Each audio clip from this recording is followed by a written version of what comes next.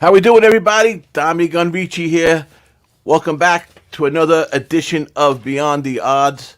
It's a little betting workshop that we've been putting together for a while, and something we thought would help out a lot of the new bettors with all the new questions that we've been getting. And listen, in general, we just tons and tons of new bettors coming on board. So I've been working on this project for a while. Me and DJ did a episode last month, where we just like touched on all the general stuff and just getting new bettors acclimated on what some things they should watch out for, some traps and tips and stuff like that. You can always go back and watch it. We're gonna do like 4 or 5 of these, one a month, and then I'm gonna put together a whole series of just basically A to Z sports betting type of thing, and from there we'll take it from there.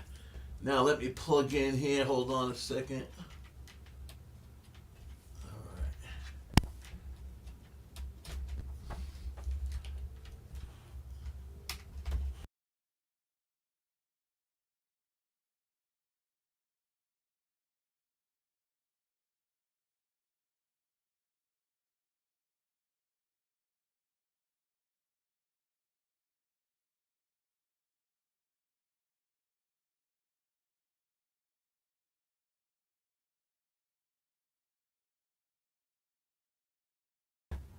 All right, there we go. Sorry about that. Okay. What we're going to do is, like I said, always technical difficulties, and most of them my fault. But what we're going to do is this month this tonight's show we're going to talk a little bit about where we left off last week with just a couple of tips and a couple of things. We'll see where the fellas think about some of the topics we talked about last time. And then we're just going about the MLB. It's all about MLB, first half, second half. Let's talk about it. Wide open year. I was just talking to Razor before we started, and it's a wide open a year this year. There's no dominant team. There's nobody that you could definitely say they're going to be there. I mean, we have our thoughts and stuff, but remember what happened last year, right? With those Philadelphia Phillies. So you just never know. But that's what we're going to go with. And then next month, we'll go into football. Before you know it, man, it's August. And, I love my MLB. I stick to it to the death. But, man, it's hard to compete when football starts, especially college and then the NFL. So, and a lot of changes in the NFL. It's going to be great. It's going to be a good sports season coming up. But anyhow, let's stick with tonight's show. And let me bring in two of our guests. One is RazorSharps Picks. What's up, Razor? What's up, Dommy? How you guys doing tonight? I am doing real good. Thank you for coming in. It's been a while since we talked. I know everybody's always so damn busy and stuff, but good to see you, man. Glad you joined us. Should be fun. And Big Ragu is in the back there. Let's bring him in. How you doing, Doc? Can you hear me? Yes, we can hear you. All right, perfect. I was having trouble with the mic too, starting up. Hey, Razor, how's it going, buddy? Oh, gee, Mr. Ragu, how you doing, sir? Always a pleasure to share the screen with you, and of course, yours truly, DommyGun. And we got ConorMac will be back. He'll be joining us tonight. He had a little previous engagement with a radio show that he does. He has like a 10-minute thing that he has to take care of. But he'll be back, and we'll get his thoughts on the MLB and stuff like that, when he gets back. Like I was telling Razor, it's always tough with the scheduling, and everybody's always has something to do, and it's tough for what we do. But I always thought this is a good week that we get a little bit of a break. I didn't even watch the All-Star game. I watched the recap yesterday morning. So I watched a little bit. I watched the Home Run Derby Monday night. Yeah. That, but yeah. I heard about that first round. But my boy Pete ran into a buzzsaw, huh? Mm-hmm. That first round, he set a record, that kid, right? 40-something homers or something? Yeah. Yeah. Crazy. and then Connor said he's backstage. He's ready. Oh, okay. How is he? Oh, there he is. He's on the bottom there. I didn't see that bottom pop in. This is why I always need DJ here for technical stuff. Yeah. There you are, brother. I didn't see it down there. They got 3 across and then 1 down. There we go. How you doing, Connor? Thanks for coming in, man. Always great. Thanks for having me. We did it last year, right, Connor? Yeah, I like this. Yeah. Yearly Sure. thing. Get the second half of baseball. Yeah, man. I love baseball. So yeah, me too. You're like me. I'm there to the death. When before we start with that, just a quick little thing. Last night, you seen that the the kid from the Bills, Hamill. You got the ESPYs. He got some kind of award last night. He showed up. It was a nice clip. If you get to see it, search the ESPN ESPYs last night. Daryl Hamill, right? That's his name. Yeah. Yeah. He. It was emotional, man. It was a pretty good clip to watch. I just noticed it before. So, and then just another mention is I just got a text from my boys who are out in Las Vegas.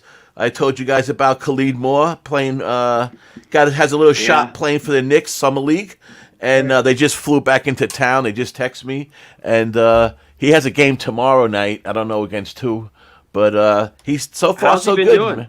So far so good. I didn't get the numbers. I was trying to get his stats before the show, but those guys just text me that they landed. So I'm good friends with his uncle, and that's how I met him. Great story, Dom. Yeah.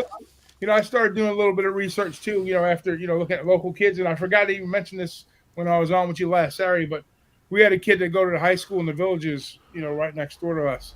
Trey Mann. He played at University of Florida. Now he's playing for Oklahoma. He's lighting up the scoreboard out there. And I think he's had like double 20 plus the last 3 games. Wow. So look out for that kid, Oklahoma Thunder, Trey Mann. I love hearing these stories about these young kids coming up, and and a lot of them are just good kids too, man. They're good, hardworking kids. I know about this kid Khalid. I know he's in the gym, like shooting 500, jump shots at night when when the gym is everybody's gone. I know he does all that stuff. I'm sure not only him. I mean, you got to do that kind of stuff. You got to be dedicated. But anyhow, yeah, it's a good story. Hopefully, everything works out okay. Anyhow, let's get started with tonight. So last week, I keep on saying last week. Last week we did our first installment of Beyond the Odds Betting Workshop, and we touched about a lot of general things, and things that a lot of new guys are looking for information on how they should really get started. What are some of the traps? Some of just the basic general things, like I just talked a lot about different things, like just about discipline and having the discipline to, have a game plan and sticking to it and starting small and, don't make it straight bets. Don't be making all kinds of parlays and all these things that sound cool. Like I remember when I first started out, like reverses were like a big thing, and we were all playing these reverses and just round robins. I don't have to tell you guys, but anyhow, so I talked a lot about that, and I talked a lot about record keeping and how when I started really concentrating on keeping good records and which was probably like 5-6 years ago now, it really made a difference in my sports betting. 100%. Just looking back, you don't remember everything you do, especially when you're betting every day.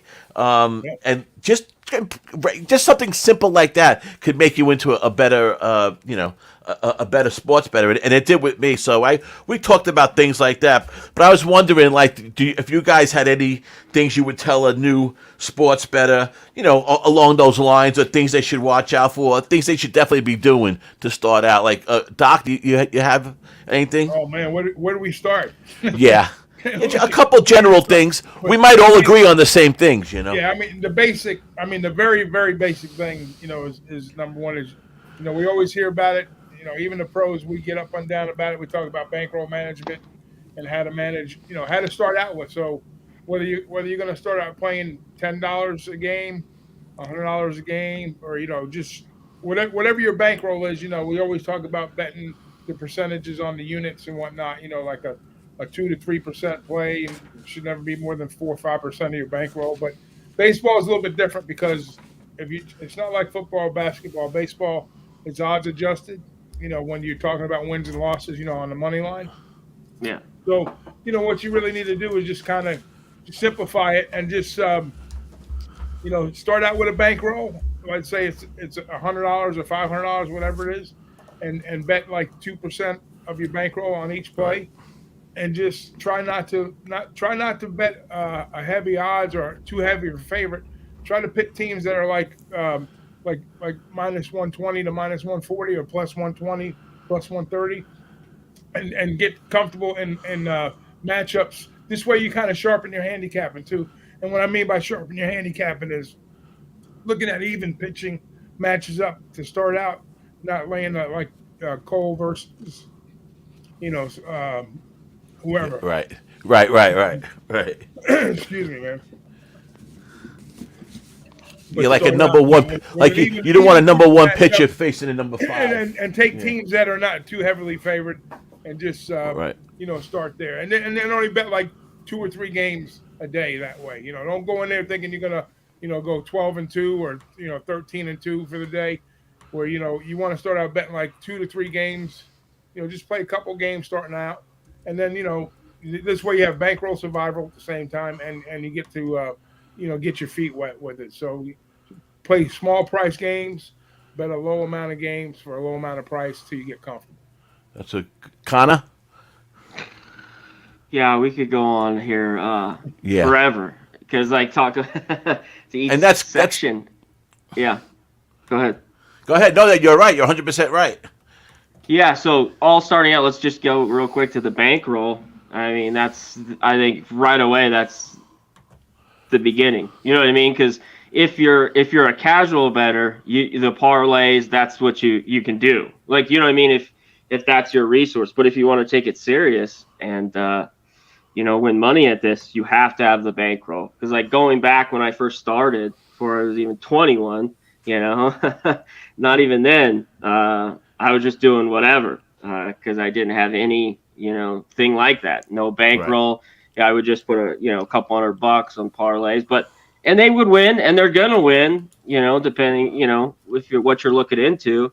But over the years, that gets better. That has to stop, obviously. And like you said, Doc, you have to get a percentage, 2%, 3% of your bankroll. So whatever it is, but I suggest you put a good amount into. And I'm not saying everyone's different. You can parlay what you want, especially if you're just casual and you want to do it. I always say, I don't bitch about anyone's bet. I like to go, or whatever they do. I don't love to go deep and on that. However you make your money, you can make it. And you were talking about big favorites. I know Razor doesn't do it too much. I don't think he's regular taking I know he doesn't take favorites, but a run line, even. He's not taking -1.5s. So I think there's discipline to that. And other handicappers do. Some of these guys don't mind the run line. I still, right, in situations, will use it in baseball. I don't love to do it as much, but when a team's, say, a -200 favorite and you get an even money on the run line, I'll go that way, something like that. But I try to cut that out, especially if we're talking about baseball. And baseball, to me, is the most intricate handicap. So look at everything. I go with the weather, the umpire, everything, this, that, trends, where the money is, everything. Razor can get into that. I'll let him get into how he does that. But I do all of it, especially with baseball. And it can be such a success, and you can get into ruts. I mean, this year, let me just talk about this.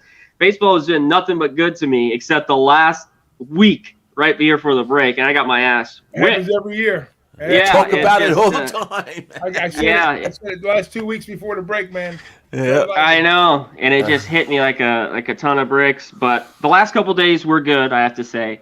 The last 2 days, but yeah, I went through a stretch where I just hadn't had those days. Usually, if I had it somewhat all right day, it just come back, right? We don't rule, but I had a nice little 4 or 5 days where it was rough, and I had that all year.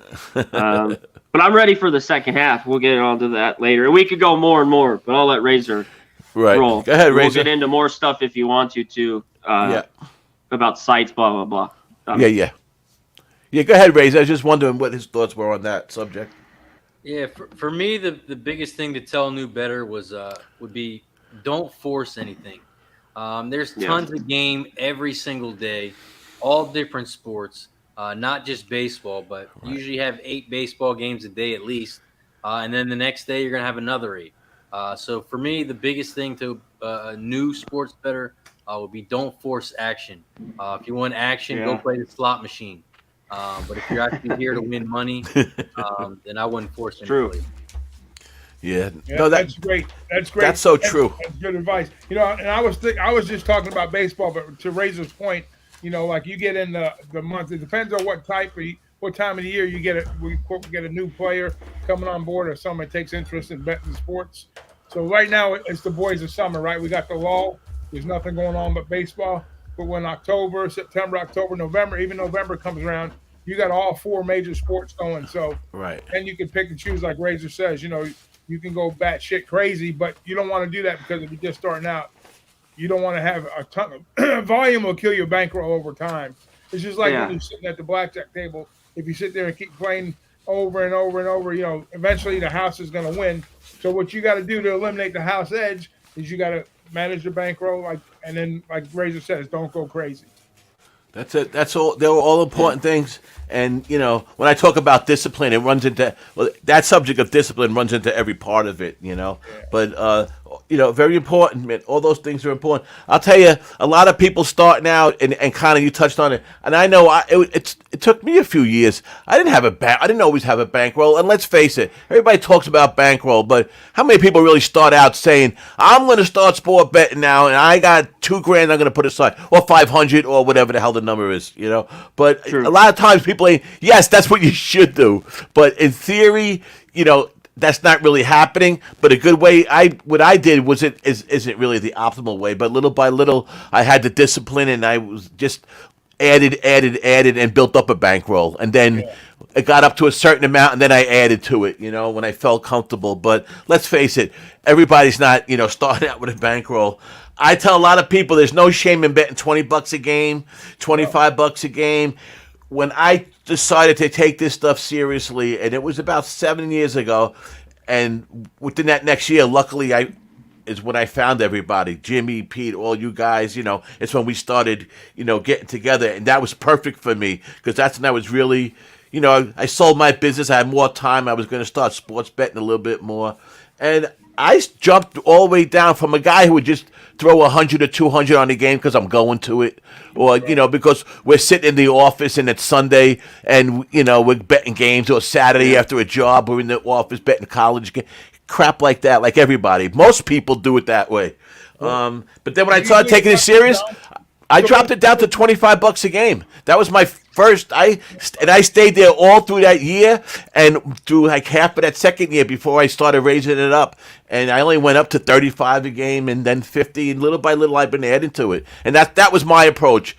And another, just to add to that, it's because that's what my bankroll allowed. Listen, if you got the money aside and you got that bankroll, that really could determine on how you want to bet, too. You could go after some of those favorites. You could play those parlays, like you said. If you got that, that money that, or if you're on a big winning streak and you built up your bankroll, you could take some shots, Exactly. But, but it's a slow and steady game, man, and it's tricky. But it's a lot of fun. And, Doc, what were you going to say? No, I didn't mean to interrupt you, but I was, No, it's okay. Like you were saying, you would be sitting in the office and you want to bet the game, because you're there just to have something on it. And that's what I think the casual bettor is going to start out doing. Is he's going to bet like his favorite team, or he's going to bet. Those are the pitfalls you have to avoid. Yes.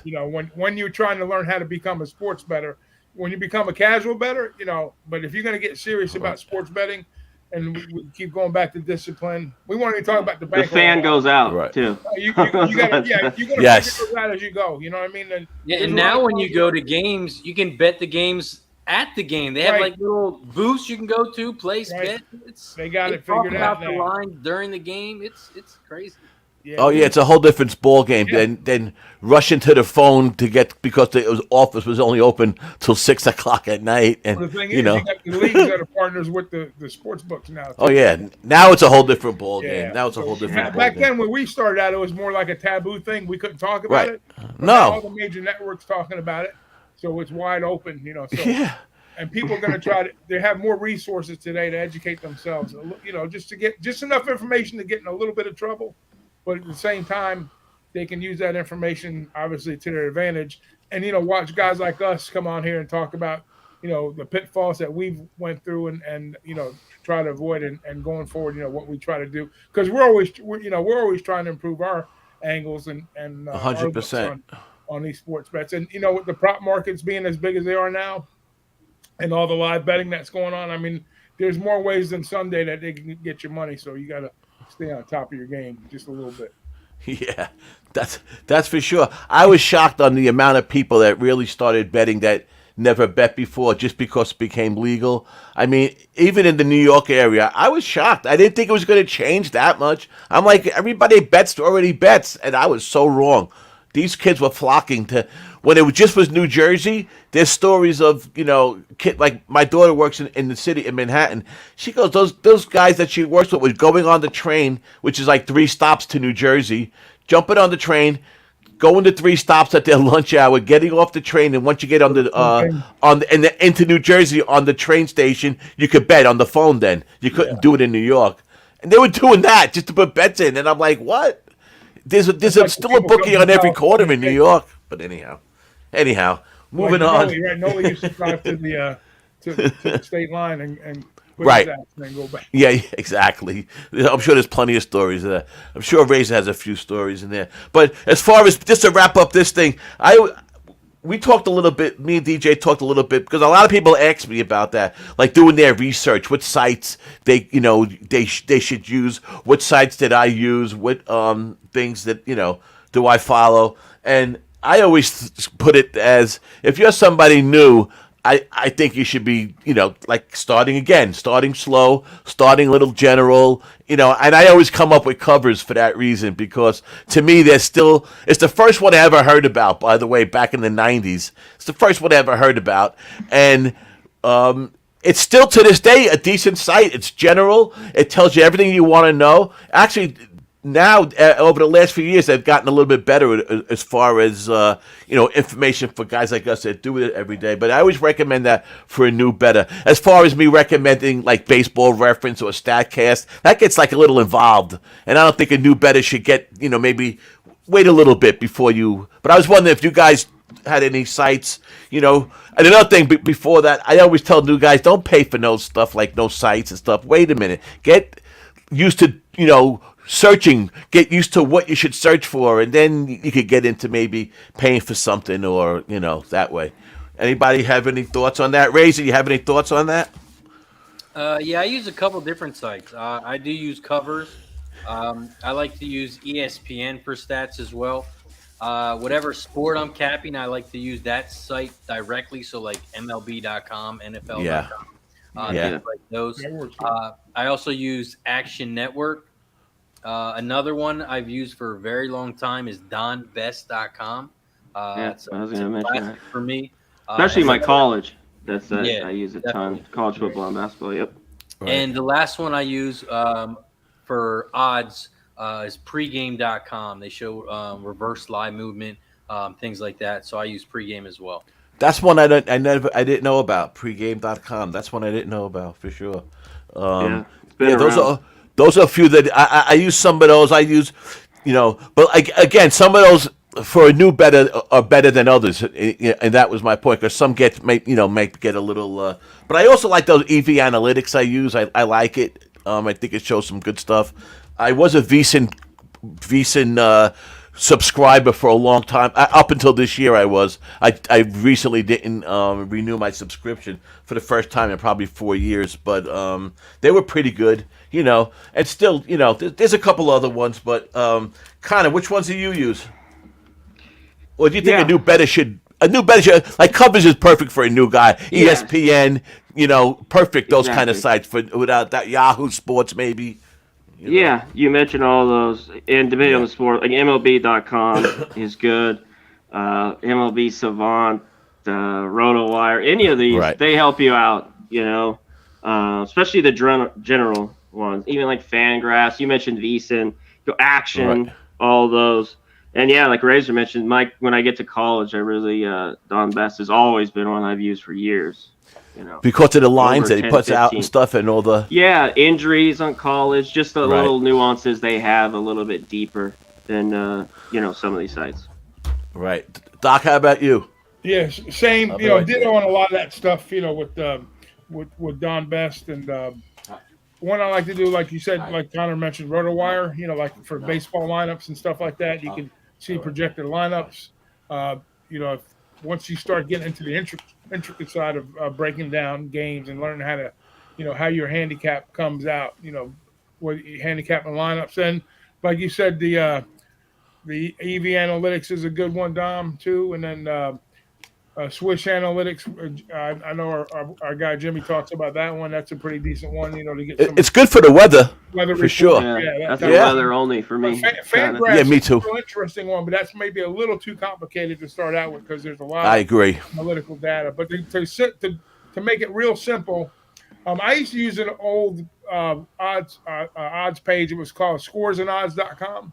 Oh yeah, And they would show you back in those days. They would kind of track, the different casino line movements, that type of thing. So you could they had whatever. I think they were tied in with Bet Chris at one time when the line first came out. So they would show like a real soft opening number, and then you can track the line movements. And then good thing about that, they give you like matchup data, kind of like Covers does.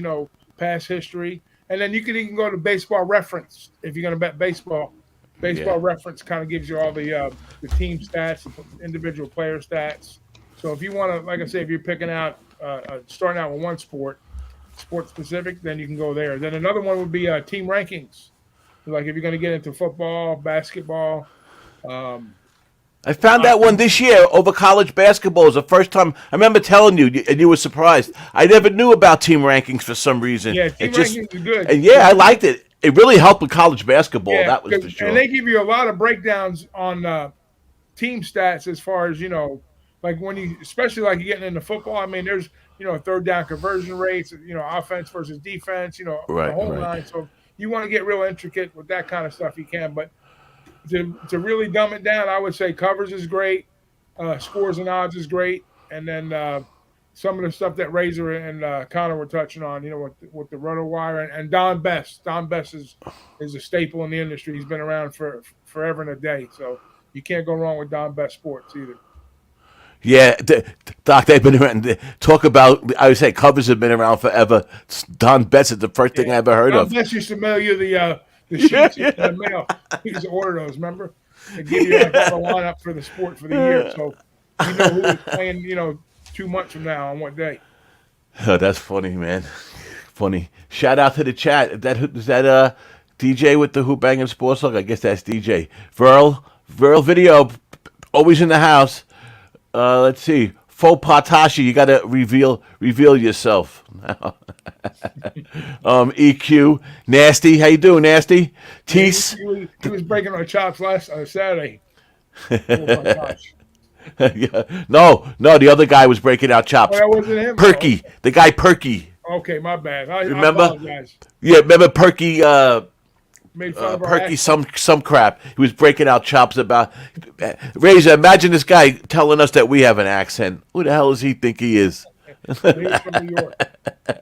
So our boy Connor had to go take care of something. He'll be back in about 10 minutes. He has a radio spot that he's doing. He's another. You guys are up and coming stars, man. You guys, I love seeing you guys coming up and just knocking everybody dead, man. And Razor, you've been doing it, man. And shout out to RazorSharps picks. Cash it, baby. And how was your first half, Razor? Gambler's first glance. Always That's pay it. attention when you see that coming across the screen. And That's of course, right. Razor does the shout out to Razor and his horse shows That's on right. the daily grind with that. That's a special talent right there. I can tell you that right now. That's a tough one one. horse player to another, and I totally admire his savvy and love for the game too. I appreciate that. It was a big day in horses. Saratoga opening day today. Oh, today was the opening day. Wow. Yeah, opening day was today at Saratoga, and next Friday is opening day at Del Mar. Del Mar, yeah. So the big tracks are starting to run, so it's a great time to get on board. But yeah, you can tune in to Racing with Razor. I do it Monday, Tuesday, Thursday, and Friday, 12 p.m. Eastern. So it's a fun time, and you guys are always welcome. I can do that. First half of baseball. First half was okay for me. I had a winning record, but I was down a little bit of units. My gambler's first glance plays were money. But for some reason, I can't get these smaller plays to win. I need to stop betting small plays and just stick with my $300, $400 plays. But man, these $200 plays for me have been struggling lately. But it's how MLB goes for me. Honestly, I usually don't do good in the first half of the MLB season. Right. I don't know why. I'm big on reverse line movement. So I don't know if it just takes a little bit of time for that stuff to kick in. But baseball, honestly, is not my best sport. Baseball is probably about my fourth sport. But it's the hardest to me. It's no spreads or anything. It's just money lines. Lines are very high sometimes. It's hard to beat lines. I don't like to go higher than 140 if I'm betting a Yeah, favorite. that's me too. So baseball is tough for me. Baseball Yeah. is one of the toughest sports. I have a winning record. It's just because of the juice, and sometimes MLB's hard, and I'm down a couple units.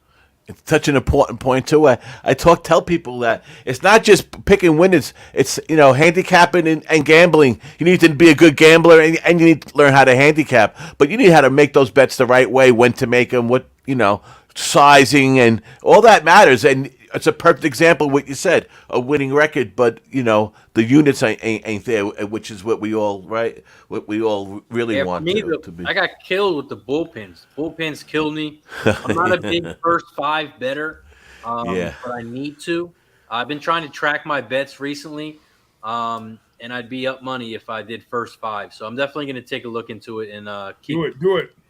Now that you Yeah. see, perfect example, like Dom was saying, keeping track of what you play. You go back, now you make the adjustments, and then Exactly. hopefully those trends continue for you in the second half, and then you cash it. Yeah, so How that's about my you? plan going into the second half is to play a lot more first fives. Yeah. Okay, see, and that's what your records are showing you, and that's that's valid, man. That's listen for me, it's the opposite, and this year I've been playing the less first fives than ever. But again, like you said, you know. Maybe it's the way we cap. We all look at coming out from different ways and different angles, and just maybe it's just the way we cap. I come up with more winners with a full game than the first five. You come up with more winners on the first five than the full game. For whatever reason, and it's an interesting concept, to figure out why. But how about you, Doc? Your first half, you were a little up and down. You Well, first said, half was a little subpar, I would call it. I know I've been doing every other Wednesdays with Jim, and it's the first time I had a losing record on a show this season. yeah, I mean, since I've been doing this for the past 6 years, but yeah, that's no, I not to know, say I know. it's a marathon, not a sprint. So, but overall, my record's better than what it is on the show. But I'm down a few units. I'm probably down about a little over 7 units for the season, which is not too bad. Like, and Gotcha. I usually start real slow too. Like my Aprils are not really good, but I started out a little better because Tampa helped me out because I like to play Tampa. I follow that team real close. Anything in the AL East, I usually follow close. But whatever I made on Tampa, I lost on Toronto because they beat the shit out of me too this year. Toronto Blue Jays. I think I won one bet with them maybe in about 13 tries. But anyways, but to answer and to Razor's point, I'm more of a first five guy because I don't. There's a lot of bullpens. We know some of the bullpens, and this is a great example of the ebbs and flows of the game. Number one, baseball is very volatile to start out with, okay? And then, when you have injuries early in the season and you have players, like especially on the pitcher side, some teams can carry their pitching a little better, with their lineups, and certain teams can't. And certain teams are built to score a few more runs and be a little more volatile in the pitching end of things. So, like, we had some surprises early on. We had Pittsburgh that came out of the gate real hot. We had the D-backs that came out really hot. And then there's nobody hotter than the Rays. So we kind of expected the Rays to be good, but not that good to start out with. And, of course, the Rangers. Rangers All right. kind of blindsided a bunch of people early on too. But as you looked at going into the break, you see, like, the teams that really started out hot kind of fizzle out towards the last 2 weeks of the season. Like Yep. the Rangers, they wound up going like 3-7. I think the Rays wound up losing like 6-7 games in a row. So, these bigger price, I call them bigger price teams, depending on the matchup. The teams that are doing well are kind of, you're trying to get to the break, just like we are as gamblers. We got to take a breather every now and then. And the same thing happens, the ebbs and flows of the games. That's just it. So my probably my money makers have always been like first five, plus or minus a half a run. I always try to stay within that minus 120 to plus 120 range. Right. That's where I like to live. So I have better percentage of that. But I did dive into the prop markets a little bit this year with the pitching, the K props, which last year I did a little bit. Like if I come up with like one a day, and if there's nothing there to go after, that's within. The problem with the props, they're juiced high. Okay, so like I don't want to lay over 130 on the prop. So there's sometimes I get a plus money with a pitching prop, and I add like a half a K or something like that. So I don't do a lot of those, but that's something I like to look at. Depending upon the lineups, and that's where going in and looking at these lineups and seeing like past history with pitchers and against those typical hitters, and it all plays into the ebbs and flows because if a team is in a funk, I don't care if you got a murderer's row lineup from top to bottom. If the team's not playing well, and this guy's own this team, the lineup is on that pitcher like the last 4 or 5 times they face him. Mark my words, that pitcher's going to go out and throw a gem, and you're going to go off at the price will probably be adjusted down a little bit, but that's a good betting opportunity to take the dog. So another tip I want to give out: don't bet against a streak. In other words, if you got a team that's lost 6, 7 games in a row, don't bet that team to win.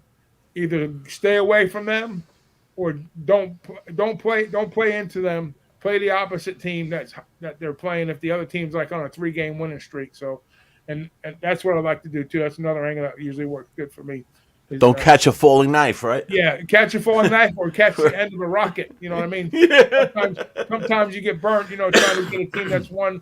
Let's face it, these streaks they don't last forever. So, a good streak in baseball is like 4 or 5 games. So after the second game, I start perking a little bit of interest up. 3 games, then you start looking real hard there. Then you might catch 7 to 8 games, something like that. They happen a lot. A lot of them happen. A lot of them happen. It doesn't happen too many times. But listen, if you win a series, usually you'll make money with that team. So if you think a team's got a good shot to win a series, and and they're a moderate price team, so if they go in there, they go in a 3-game series or 4-game series. If they split and they're the favorite, you lose money. If they're the underdog, they split, you win money. If they're a small favorite and they take 2 out of 3, you win money. So that's what I'm going to start focus on that in the second half, because I know I think who was it? I think the A's, right? The A's. I mean, the A's, you're always going to get big plus money, but if you bet against them, I think they won like 1 series out of the whole season. Like going in before the All-Star break, like about 2 weeks before, they were like 1-17 in the season. They had that little flutter there, that little flutter of winning a couple games, and everybody started thinking they found fool's gold, basically. Minus 248 run differential, the old Oakland Athletics. Unbelievable. That's another thing I look at. And you get that off the MLB site. You get the run differential. Yeah, they have it. Yep. Yes, they do. How I think the first half played out as far as expectation with the league itself. I think a lot of these teams, we're talking with the ebbs and flows. Like the Braves have probably been the most consistent team.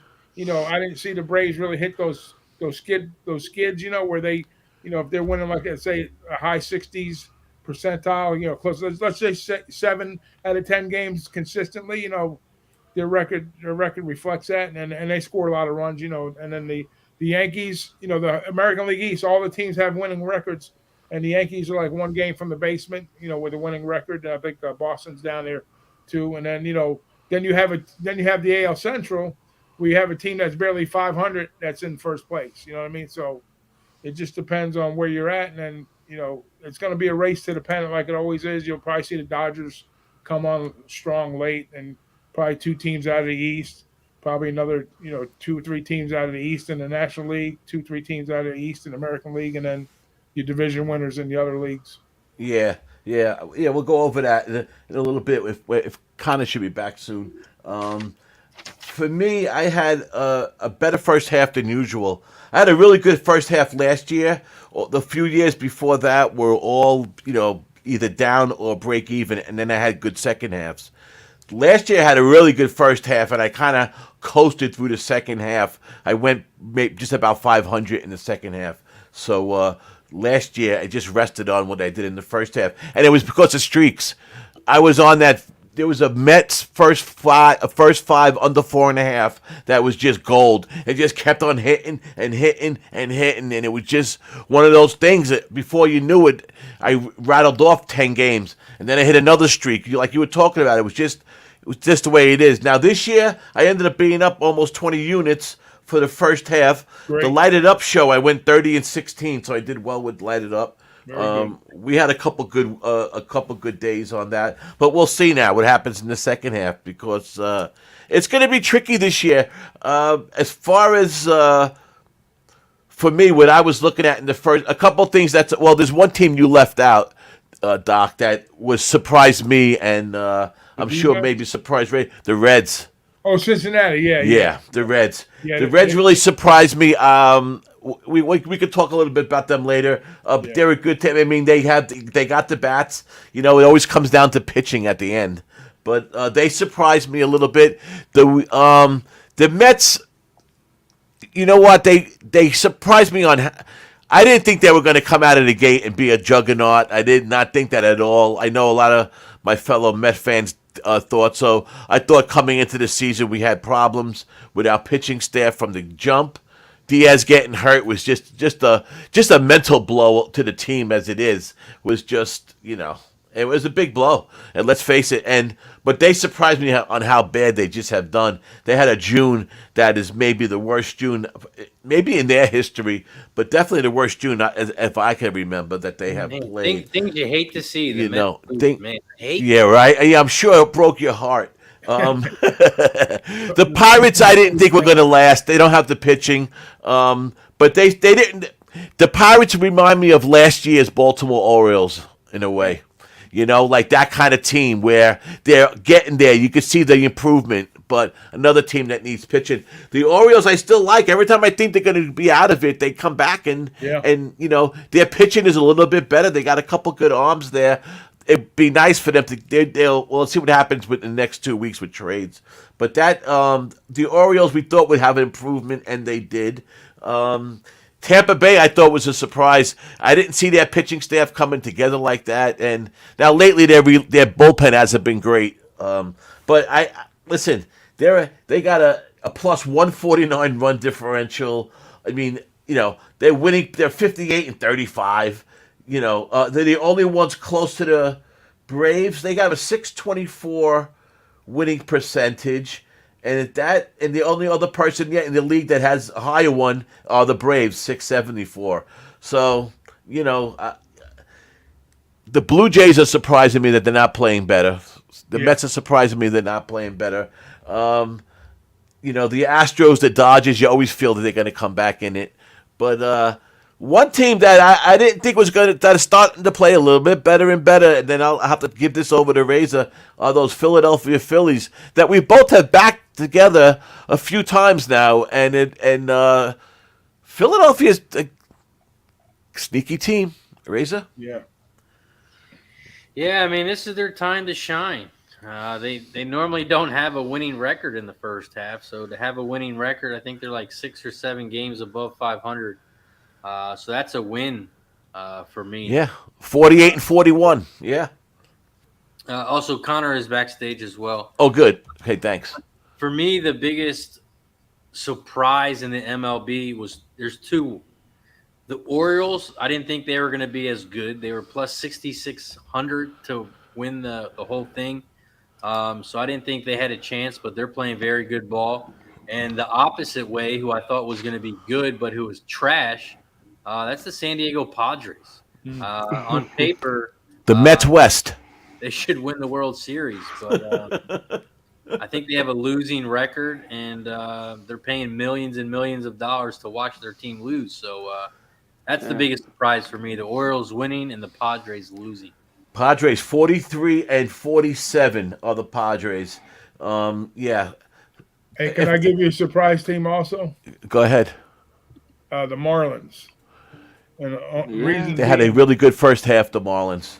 Do they have the pitching to keep it up? Shoemaker, however you pronounce his name, the manager.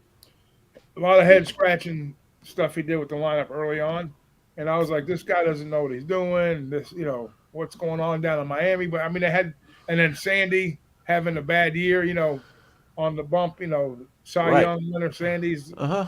and then but they had good arms, Lasardo, Garrett, they got some good young arms on the team, and they got rid of Lopez, went up to Minnesota, so I was like, well, this team's going to be trash. New manager, new clubhouse, everything new.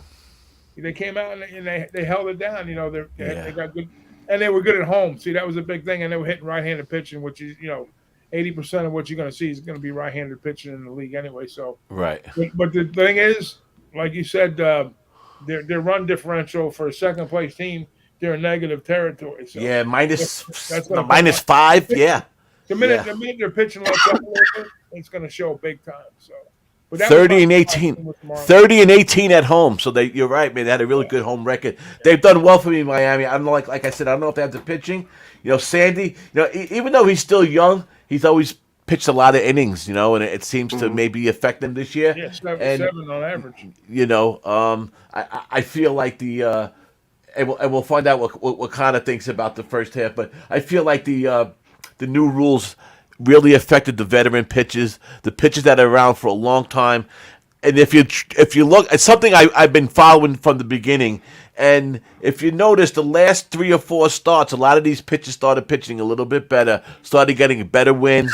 The Nolas, the older pitchers. It was going to take them 8 to 10 starts to start getting acclimated with these kids that came up the last few years. They had a little experience in the minor leagues with the clock and stuff. I really think that affected a lot of pitchers to That's a start great out. point. But kind of about we were talking about the first half. What went on? Like, did you think in the first half that was maybe surprised you, or some things that you thought was pretty much what was going to happen team wise?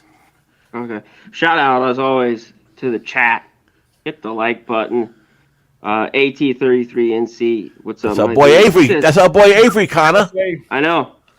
He says, keep an eye on the White Sox. Yeah, he I always like says. it. You know, I'm still waiting for that, man. Don't worry about it. I know. You know what a little like, though? Put a little money on. Louis Robert. He's right now. Otani's got what? 32 homers. He's at 26. But he's 25-1. So maybe put a little money on him, most home runs. And Yeah. I thought that was a little bit intriguing. If he could stay healthy. Matt who Olson's knows in without between Ohtani. them. Yeah, Yeah. Matt Olson's in between him with 29. Yeah. Yep. Yeah, so Louis Robert, get it. Ramon Scott, Tease, everyone here, Gerald Jones, V Video, my dude, everyone as always, Nasty Nate. This first half, just the Reds, Yep. Red Machine, young kids, the pitching hold up. We can get to that here in the second half because the ERA is huge. But I think there'll be some pains. But Mets, Pods, Cardinals, I wrote. What happened? What are these teams? Just not very good. Can they turn around? All this money, especially with the Mets and Padres. Ugly. Mirror teams, right? Am I wrong? They remind me of so much of each other. They got the talent is all over their ball clubs, and they're all underperforming. All of them. Yeah, it's All of rough. Rough to watch. AL, I'll go quick. Rangers. Go ahead. What do we have here? I think they lost 16 of 23 right before the break. Yeah, And a little surprising. a little bit, but I thought it was going to come. I thought maybe it'd be on the back half. It kind of happened before the break. Maybe they get another system. Still don't love their starting pitching. I mean, maybe they make the playoffs. I think it could be close with them in the end. And then I put Orioles. I just surprised. Jays mediocre. Red Sox definitely a 500 team. I know they like 4 or 5 games over 500, but I still think they're 500 ball club. Yankees, it's all up to Judge. Obviously, news he's coming back here right away. We will see with Judge. We will see. Yeah, and the Orioles, can they continue? I love this team. I love this team last year. I thought their over win total, whatever it was, 76.5. I mean, I love that before the year. And now it's at 90. And I still think with all these kids that they could get over 90. And that's at even money, 90.5. I mean, I don't know if they're going to win 98 games. That'd be crazy. But I think they could. I think they're just better than teams like the Jays. Yeah, Red Sox. So Wow. that I've looked at that yesterday, a little bit today. I don't know if I bet that, but I was just kind of looking at it. No, some definitely some good pick. Texas Texas. They, I mean, they just were on fire for so long. Even with this last 2 weeks being terrible, they still got a 148 run differential. Yeah. Still 27-18 at home. DeGrom went down right away. They didn't. Now maybe the effects are starting to show. But I just like the way they just kept on coming on and on. But lately, it's been a little bit surprising. 3-7 their last 10. So Ebbs and flows. Ebbs and flows. They come out of the break with a series at home versus the Guardians. That's a team that they're dead even, 45-45. That's Central. Yeah. Then Minnesota's It's like last 45 year. and 46. Yep. The Twins ran hot early. I don't think they have the pitching though this year. I don't see Ultimate Cleveland. mediocrity. Yes. That division, the Guardians, the Twins. Just talking about them it always makes me sick when we do. Just I'm always like, fuck. But Yeah, no, I hear you. As far as you touched on the Yankees and Judge, is it amazing that a player like Judge just means so much to a team like the Yankees? It shouldn't. The Yankees got a lot more good players than just Judge. I mean, Judge is, of course, a top player, but just surprising how they didn't play well at all. But then you see some signs of life the last 2 weeks when they kind of heard that like Judge might have. There was talk now that he might even be gone till the end of the year at one point. I think they started playing better when they started realizing maybe he wasn't walking back through the door. Now, of course, I know there's rumors that he might come back quicker. Who knows? They love throwing out the rumors. But the Yankees are still, as bad as, it looks like they played, they're really still in the thick of things. They're only a game out of the wild card, I guess, 49-42, and they come out of the break with a favorable, they go to Colorado and play coming out of the break. So that's not a bad thing. Baltimore, we mentioned them. They stay home and they play the Marlins. So that's a series right out of the gate that should be good. The Mets are at home. The Dodgers are in town. The Mets are 2 or 3 series away from being done for the year. If the Mets lose these next 2 series, I will be. I think it's same with the Pods. Like you were talking about, I think you're right. Both teams. Like I think they could run with like 4 good series or so, but it could really just dump. All right, so let's and I'll start with Razor. Let's talk about a team that's just to me is the weirdest team there is. Usually about this time of year is when they start faltering, but they're supposed to have the 2 best players in baseball. One's hurt for the next 4 to 6 weeks. One is a free agent at the end of the year. They keep on talking about him getting traded. The old Otani. The Angels. Razor, what should the Angels do, Razor? Should they get what they can for Otani right now? Try to trade him, and I mean it's a rental for a team, but or do the Angels actually have a shot? And they're not too far out of it, believe it or not, the way they played. Should they? I don't think they're going to make Otani an offer as a free agent. But tell me, Razor, what you think about the Angels and 5 games out only of the wild card as it stands now. The Angels better give him whatever he wants. Unless they want the stadium to be empty, they got to pay him. That's the reason the seats fill up is because of him, and the whole Japanese country shows up for every game he plays at home. Yeah. So for me, I think you got to pay him. I mean, they talking. Now today, Buster only put out he shot his mouth off and said that the team that will be the most aggressive will be the Yankees. Which personally, I don't see him coming to the East Coast. To be honest, and as far as the Yankees are concerned, like if they took him, what do they do with what do they do with a guy like Stanton? Stanton becomes kind of obsolete if you think about the Yankees and how they are. Like as far as of course they've talked about it with the Mets, but that's the last place he's going to go, and it's not even a good fit for the Mets because what would the Mets have to give up? The Angels are going to want Alvarez, that's for sure. So we ain't giving him up. the Yankees, they're probably going to want Volpe or if the Yankees went for a trade right now, they would have to give up 4 good prospects to get him as a rental, and then hopefully he'd want to stay. You know, Exactly. So, That's the whole thing here. Is like the you whole really Ohtani want to thing is give up. tough. Yeah, so many prospects. These teams, especially if you're only going to get a rental, like a team like the Yankees. Like if they did that, Right. you give up all that. And you got to. Will he sign? Could you Right. sew him That's the up? whole thing. It's tough. I mean, there's some teams that could really use him. As far as his pitching, my whole thing with him is how long is he going to be able to pitch and hit? And he's only a DH. You don't have a fielder, so 29 years old. you know how long is this going to be going on? I mean, it's great what we've seen is we'll never see again probably, but how long is it going to go He's on? going to be a Dodger. Don't worry about it. But yeah, that's what's going to happen, I would assume. But a team, could just think about it. Like we talked about the Reds, and we talked already about cleared out. Baltimore, and we talked about the Rangers. Those are 3 teams that if they had a guy like they need a bat and they need a pitcher, you know, he would never go to any of those teams. That's for sure. But They cleaned their house up. The Dodgers did. You know, they let Anderson go, Heaney go. They made room last year, and this year they made some room. Martinez and let That's Turner right. leave. So That's right. they're getting ready for the cha-ching because it's going to be 6 large plus.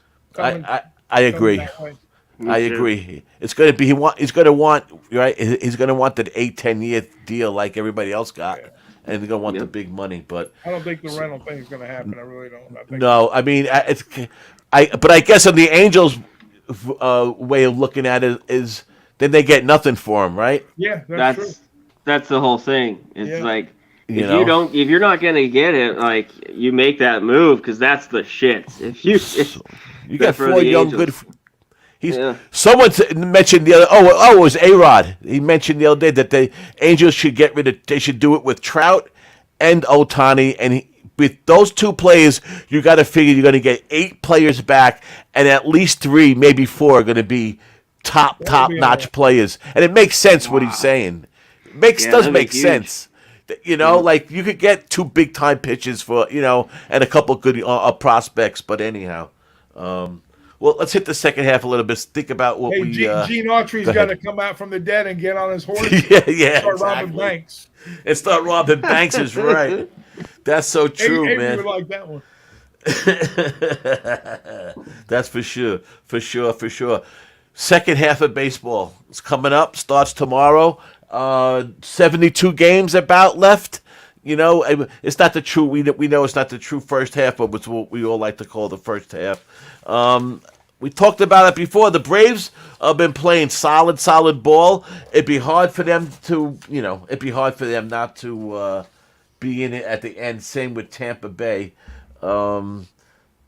If the playoffs started tomorrow, you would have, first of all, we have the 2 top division winners in each league get the bye for the division series. Then the other 4 teams play each other. In the best of 3 of the wild card, the highest seed hosts all 3 games. So those are the rules.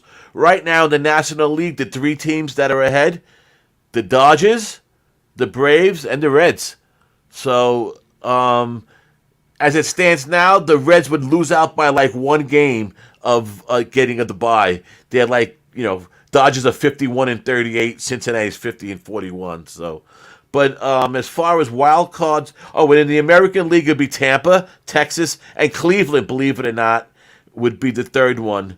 And then there's a couple teams that aren't far, like Houston and Toronto are even for the wild card. They're no games behind. The Yankees are only 1 game behind the wild card. Seattle Mariners, a team we didn't talk about really, is 4 games back. And the Angels are only 5 games back, which is pretty. And so is the Orioles. The Orioles and the Angels are both 5 games, and Minnesota, all 5 games back. So Seattle's a team we didn't talk about. A tricky team. Their pitching's getting a little bit better and better. There might be a team to watch out for. But as the way it looks now, even with, like I said, the Braves, would be hard for them to not be where they are. They basically just got to almost just play 500 ball, and they're going to win a division. I mean, our division is not, tight at all. Miami, of course, is in second. We'll see if the Mets make a little bit of a run. And then Philly might just surprise everybody again, like they did last year. So what do you think about the second half? Razor, what do you think about the second half in baseball. Any surprises you think coming out of the National League? Yeah, like Doc said, the biggest thing for me to watch in the second half is this Marlins team. They're 53-39, but their run differential, they've scored Yeah. 306 runs, but they've let up 391, and they still have a great record. So for me, I just want to see how their pitching's going to do, and I want to see how Miami does in the second half. Yeah, they're an interesting team. They could be the Phillies of last year, really. The Phillies are tricky. I like this kid Sanchez. The Phillies come out. Oh, guess who the Phillies play? They stay home, and San Diego comes to town. So Philly starts with San Diego coming out. Yeah, we'll go over a couple games for tomorrow before we get out of here. But yeah, the Marlins could be that kind of team. How about you, Doc? I'm watching the Diamondbacks. They did so good for me this I think year. their starting rotation, they got nice support out of Henry. He's like the 4 guy, and then Gallen and Merrill. See, here's the thing: Merrill is on the DL right now, right? So Gallen, Merrill, and Ryan Nelson. He's had splits on the year. So, but we talked about the other surprise team was the Reds. When we're looking at the Reds' pitching staff, their top 5, 6 guys, they all have basically losing records. It's the guys that are deeper. I call them prospects. They're ranking pitchers. So they got good support on the bottom half of their lineup. If the Reds' top half decide to start producing a little bit, they're going to be dangerous going forward. So in the National League, I'm probably looking at the Reds and the D-backs, to maybe carry the That's a torch good for the point, Central man. and the Reds, and then the D-backs maybe sneak into the playoffs, as a wild card, because the Dodgers are going to make their move eventually. And usually at the end of the season is either the Rockies or the D-backs that try to spoil somebody's way to get in, like the Giants or the Padres. But I don't think we're worried about the Padres this year. So I think somebody's going to try to play a spoiler to take because they got a lot of offense. Arizona, they can score. They score runs. They're a lot better at home. Yeah. Their splits are decent. So Yeah, I totally forgot about them. You're 100% right. I totally left them out, man. and they've been steady all year. They've been like Baltimore, like you said. Pittsburgh was like Baltimore, but I think the D-backs are a little bit more like Baltimore because they've been a little more steady. They've been holding their own all season long. They started out hot, and they never really took the big dive yet. So we'll see how it goes. But the big piece of their puzzles is Kelly. He's their number 2 guy, so he's gonna have to stay healthy, or they're gonna have to get him back on the good side of things. And then on the American League. I don't know. That East always shapes up a little tight. I don't give 2 shits about the Central. And the West, I think the West is going to be a runaway over there. So probably the East, we get like 2, 3 teams out of East. Maybe like Connor says, maybe Baltimore kind of, holds it up because there's not much separating. Like you were saying, the Yankees are 1 game out of the wild card, but they're 1 game out of the basement too. So right, that's they're how right it is. there. They all got winning records over there. So it's probably if it keeps going like it is, you'll probably get all your wild cards out of the East, and then then it's game on. But I'm not going to pick anybody out of the Central. Probably your AL champ will come out of the East. I'm not going to say the Yankees because they disappoint me every year. So I'm going to take a wild card this year. I'm going to be cheering for the O's. I hope or the Rays, one of the 2. But I'll be at heart. I'll be cheering for the Rays. Because I like the way they play ball, and I like the way Baltimore plays ball too. So I'll be cheering for the Rays and the O's. Yeah, And I'm a big Yankee fan too, by the way. But I can't stand Aaron Boone. That American League East this year, as of 2 weeks ago, this stat was there. I didn't check it the last 2 weeks, but they had the most wins non-division of any team. So all the AL East teams were beating the other divisions. It was like a big number. They were really knocking them dead, man. Shout out to LJ from H-Town. What's up, LJ? Thanks for stopping in. He likes the Marlins too. Yeah, the Marlins have been playing well. Again, did they got the pitching to hold up? We'll see. It's going to be exciting coming out. Mr. ConorMac, second half. Yeah, we'll get to the games, I think, going forward. Let's go on the Marlins, though. When we get to it, just Orioles, I think that's a good game tomorrow. What a series, man. Miami at Baltimore. Yeah. Yeah, and I just want to touch on Perez kind of them lowering him with his innings, the whole send to the minors, how much will the second half, and then Sandy's kind of turned it around. He's looked a little bit better, a tad bit, because he's just been so bad, which was just a head scratcher. And I thought he has arm problems, but he's looked better. Does he look good tomorrow and kind of going forward? I think that's key for this Marlins team, because in the end, I think they're a 500 team. I mean, if they end up, around this 14 games over 500, I'd be shocked, because I think the Philly, even the Mets, who have been god awful, as you know, Dommy, I think they're a little bit better, and they're at least a 500 team where they're down. This Central, the Reds, it's just they don't have the pitching to hold up the Reds, unfortunately. I'm not sure what Ashcraft is yet. He came back a little bit strong. I know he was hurt. They don't have the pitching. I really don't. I feel that's how I feel. Yeah, they have Abbott, the young lefty. He's good. Yeah, he's good. And they have a few others, but I don't think they're ready. Yeah, the Cubs, I heard they want to be buyers, but they ended up 5 games back when, they kind of started out hot, fizzled. Yes. The Brewers, I just don't think I think they're a 500 team. Let's get to the West. The Dodgers, I think, win it, and they have flaws, obviously. The D-backs, though, I think they slip a little bit, and I love this team. I love their over 76.5. We talked about the Orioles to start the year. D-backs, I thought they were going to win at least 80 games. And I still do think they do, but I think they might slip a little bit. And these pesky Giants, I don't know what to make of them. I don't know what to make of them. That's right. Yes, there you go. I don't know what to make of that team. I don't think they're very good, but I wouldn't be shocked if they went on a run there. In the American League, the Central, like Doc talked about, I don't even give 2 shits about. AL East, they all beat up on each other. And the O's are only 2 games back of the Rays. I think that all could get interesting as the last place Red Sox are 5 games over. And the Mariners, they look better. It's good to see like Kirby, Gilbert, these guys keep pitching well. They could make a move. Something about that team. I like that team. Sneaky team for me. They got a hit. Sneaky team for me. They got a hit. They got a hit. If they could hit, that offense comes alive a little bit. I think they're better than the Guardians. Last year they were both together. Everybody's talking Mariners, Guardians. I think they're better than the Guardians. But I like the Mariners. I do well with them, but I win a lot of unders with them. As you said, they got to learn how to hit. But they're as far as that's under team. concerned, and last year they were really good to the under. I still think the Astros, in the end, I don't think they're as good as the last few years and win the World Series. I think they win that division. And the Rangers probably make the playoffs, but that's a good one to see with the Rangers, the pitching.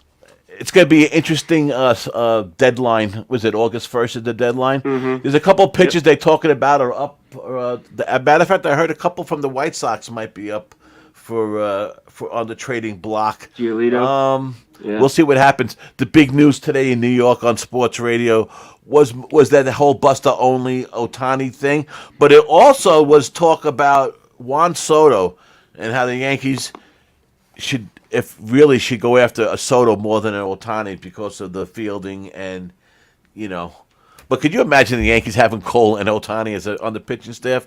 That's nothing to.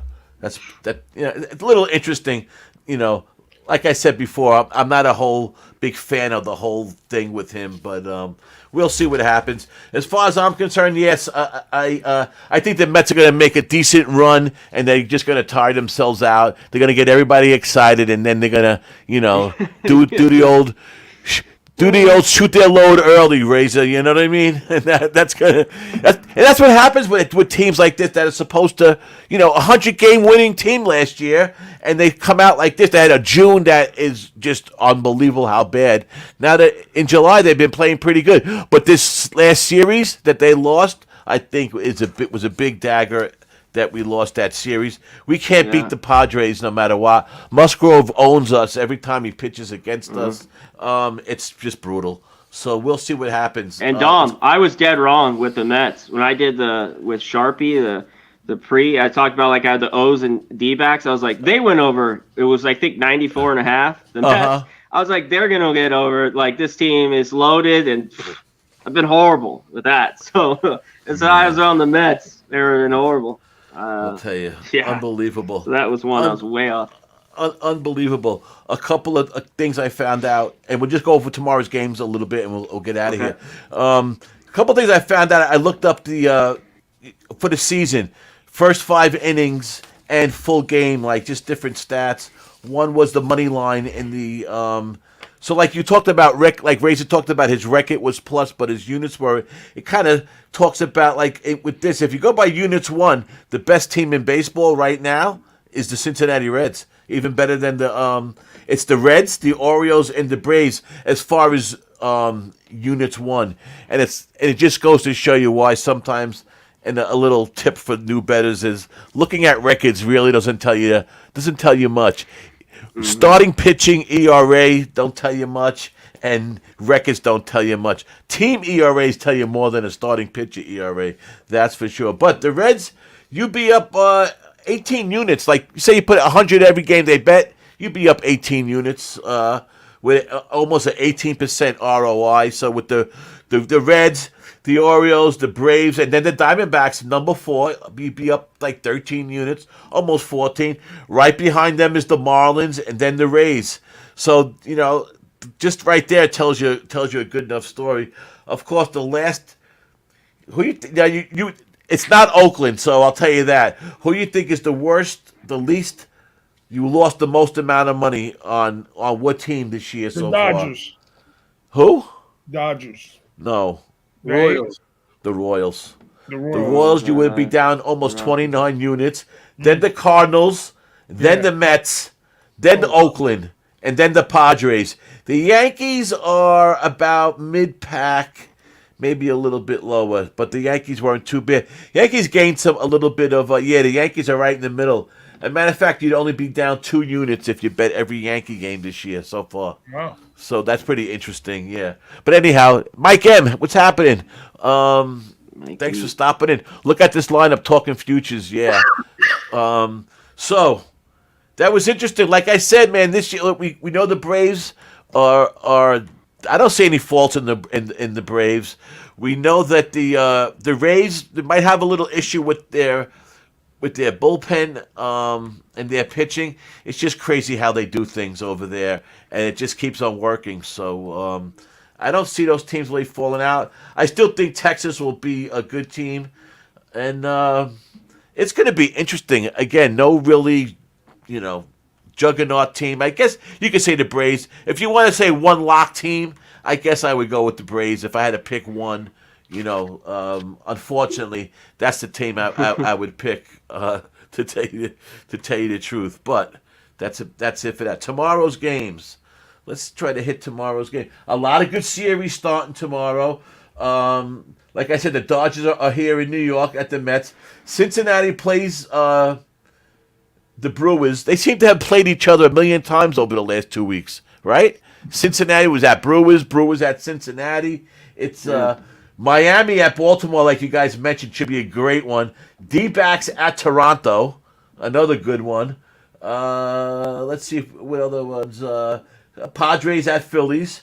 Where are the Cubs versus Boston? That's a tough one.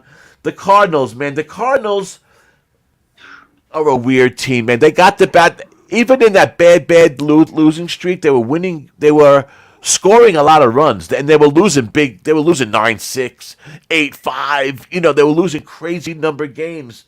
It's just but I don't know why they keep on pitching Steven Matz. They keep on putting him out there. He got hurt. He came back and pitched another bomb. That team. He's been all right out of the pen, but yeah. Out of the pen, he's been all right. Yeah. Talk about surprising teams. If I just thought of it. The Cardinals, I thought were going to do a lot better this year than they have. Maybe their catcher not being there no more. That battery maybe screwed them up a little bit more than we thought. But anyhow, tomorrow's games. Did you look at any, Connor? That anything jumped out at your eye for tomorrow?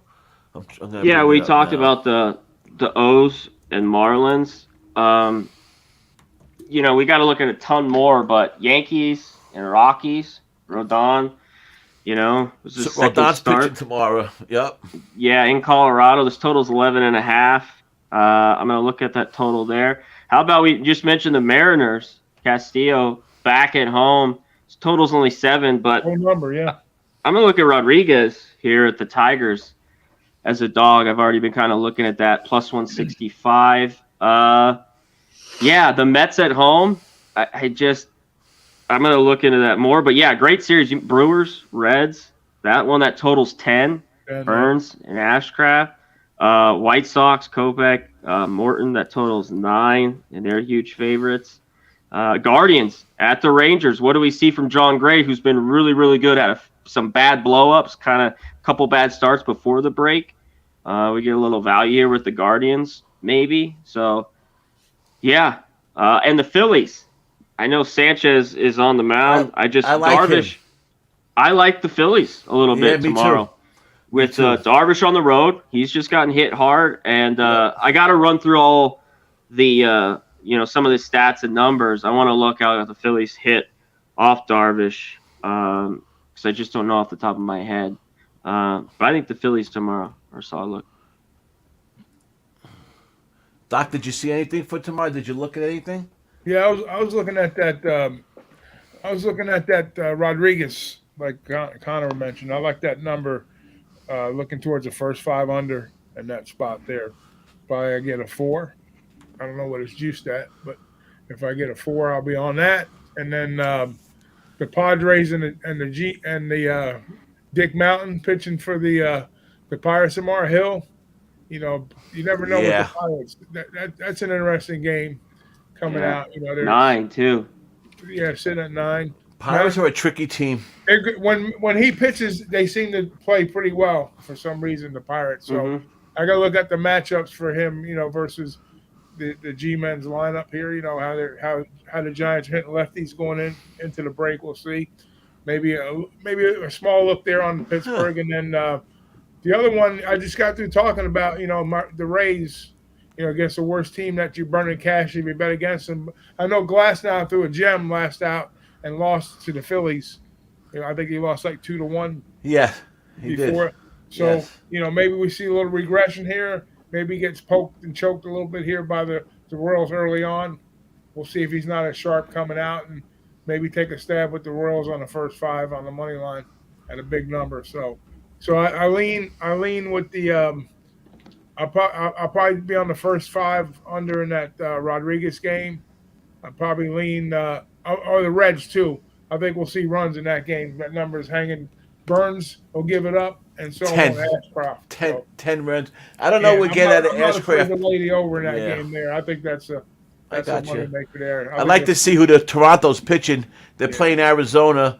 I'll stay away from that because Toronto's been a jinx for me all season. So, but I see Toronto putting Arizona. They'll find a way to. Does anybody see a picture for that though?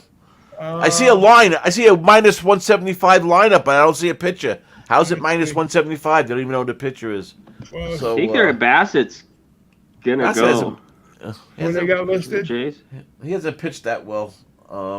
Razy, looking at anything tomorrow? What about that Philadelphia game, Razy? I kind of like that right now. Nelson and Bassett is what they got listed. Oh, they got that Bassett listed? Well, it's not official, but that's expected. I'll tell you, right now, we can still get the Phillies plus 105, Razor. I like this kid Sanchez. I think he's pitching pretty good. What do you think? Tell you the truth, I haven't looked at anything for tomorrow yet. I'm more of I cap my horses the night before, and I do my sports in the morning. Yeah, me too. No, me too. I do my baseball in the morning. I don't like capping the night before. Really, I don't bet many games. To me, yeah, it's tough. I gotta look at everything. Everything. Me too. More and more. This is gone. I always say I find there's value, just jump on it and I get it because the line will go, and I do that less and less, but me too. I will, but I like to wait now more and more. Me too. But Razor, what do you think about that kid Sanchez in general, though? I think he's a good pitcher. I think he's coming strong.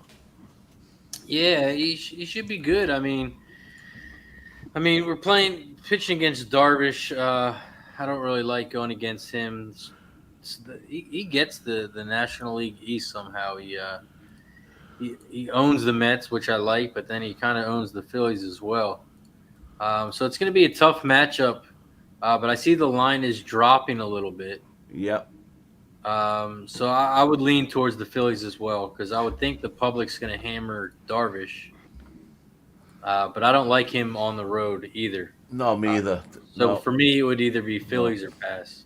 right. Who's That's pitching for the Phillies tomorrow? Sanchez. Sanchez. Oh, The kid Sanchez. Sanchez, yeah. Yep. And with the Mets, the totals are 8.5. It could be that, at first glance, I'm looking at it under Verlander seems to be getting his chops back. I don't know what Urias. Listen, I could, if I had to bet that game right now, I would probably say under, but again, we have to see where it goes, where these lineups are. And it should be an interesting second half. Any books that, before I just meant to ask you this, guy, any books, do you favorite any certain sports books, like as far as maybe for baseball more than another site or for whatever reason? Like for me, I just find that Bet Online and Bet US, for me, I seem to get some really nice prices with these, with these lines. I've never had a problem with a payout or anything like that. And I mean, they all suck. With the whole payout thing sucks, but that's life. I just think they're good sites. They're both offshore sites, but they're both pretty good sites, man. When it comes to baseball, anyhow. How about you, Rays? I see you use a little bit of Bet US, right? Yeah, I use Bet US. I use Bet Online. I go to Delaware Park, and then another one I use sometimes, rarely, is Bookmaker. Gotcha. Yeah. Got you. Bookmaker's an old office. Yeah, old office. How about you, Connor? Yeah, the offshore is Pinnacle, Bookmaker, Bet Online. For me, for the most part, for years ago before it was 5 Dimes. I thought it was one of the better. Right. Had never had a problem with money there. But I'm local here because I think the lines are the best. As much as you could find it there for those, the Superbook is great for me. Even Circa, stuff like that, South Point. Gotcha. I have William Hill too. So right. It's kind of a square book, but I find certain spots it's better, especially like golf, shit like that. So if you live there, Connor, they have apps, or do you have to go in person? Apps. All those now I have apps, so I don't have to go in where I used to. That's great. Yeah, Doc, what do you use? My last time out in Vegas, I was using the apps, and I would use Caesars. I use a little bit with Boyd. I used a little bit. It depends on what you want to bet, because like you said, some are square shops, some are sharp. So you probably get your better numbers, like Connor says, at Westgate and South Point. Probably have your better, bigger numbers for the bigger players. But then offshore, I said Bet Online. Then of course, you always want to deal with your favorite local too. So always check your local. Yeah, exactly. That was great, man. Hey, Mike M put something up. He said team's first 5 totals after playing the Pirates: 10-3-1 to the over, 10-4-1. A's 2-9-1 under after Marlins. That's interesting. A couple things I tracked throughout the year. Some against the spread stuffs like favorites and home favorites, non-division favorites, things like that. And some of them held up from the beginning of the year until now. But as of recently, the last time I looked was the first. Let me see. Where do I have these? Yeah, like the last week of June, first week of July. A couple weird little against the spread things. Road teams that were in the playoffs last year that play a team who was not in the playoffs last year, been hitting at a 60% clip, 133 and 90. Road dogs where the line move has been 10 cents or more is hit 51%, right? Only 1% over 500. But if you bet all those road dogs with a line move of 10%, 10 cents or more, you'd have a 17% ROI. So it just goes to show you about dogs and stuff, Dog right? money, yeah. You'd be 1% over, a little, things like that are pretty. Non-division road favorites since last year has been a thing that's been in that 62, 65% area. It keeps on hitting. It's something I heard on VSiN like 2 years ago, and I started tracking, and it seems to have held up pretty much. Non-division favorites off a win seem to hold up. Favorites seem to win a lot, in baseball. We know that, but it just goes to show you how over 175 or so is a big winning record, but you would probably have a 2 or 3% ROI. You might be winning 70% of the games, but your return. So again, do you have that bankroll to sustain betting like that? And that's part of the name of the game. But this has been good, man. This has been fun. I appreciate everybody coming in. We're gonna do it again next month, and we're gonna gear that one towards football. Like I said, before you know it, preseason starts, NFL, college football starts. So we're gonna be the thick of things. So we'll gear the next show towards football. But this was fun. I had a lot of fun. I appreciate everybody coming on and joining me. Razor, give us a little shout out. Tell us about what's going on with you. A little self promoting never hurts. I appreciate it. I am going to put out 2 little futures as well. I'm going to rock with the Toronto Blue Jays plus 2,000 and also Houston Astros plus 1,000. Those are 2 futures I'm going to jump on in the second half. But I appreciate you, Dommy, and shout out to Who-Bangin, if you don't mind. Brother. Shout out to everybody in the chat. If you haven't already, hit that like button down below, share and subscribe. Cheers to Who-Bangin. Thank you, Razor. Who-Bang. I appreciate you coming in. Racing with Razor, 12 o'clock. Okay, man. Keep that horse racing alive. That's beautiful. Connor, let us know what's up with you. Those were to win the World Series, Razor? Yeah. Razor, can I get 10% of that Toronto if it wins? Yeah. I'll take 5. I'll take 5. I'm not greedy. Okay. We'll split it. As always, Dom, I love thanks for the invite. Anytime, I love to join you. I love chopping it up. Any sport, especially baseball, but I love coming on here as always. Shout out to the chat as Razor did. I can't go after him like that, and as he does it correct. But thanks for having me. Who-Bangin. Yeah, it is. But thanks for having me as always. That's it. ConorMac picks. Yeah, our second year. No, me and Connor inducted this last year, and we'll keep this tradition alive. I appreciate you coming in, Doc. Big Ragu 62. Yeah, my guy. Yeah, always a pleasure to be with these 2 guys. Cross from one another on the diagonal. Connor and I, we work together a lot of times on football. Razor on occasion. Whenever we get to meet up in person, and I'll join him on some horse stuff. But I'll be back with you probably next month on the same channel, right? And then look for DJ and us to start talking football, and then we'll be right in the thick of football. And then we'll wrap up baseball. Baseball, before you know it, be gone before you know it. So before you know it, man. Yeah, man, that's it. Much love to the chat. We always get great support from everybody over the years, so we appreciate it. What everybody, what they do, and subscribe and like my man says. So appreciate you having us on today. All right, thanks, man. And I'll be back Saturday with Light It Up, Saturday morning, 10 a.m. We'll be back for the second half of Major League Baseball. It should be a fun ride. You know where to find me. I appreciate everybody coming in. And until next time,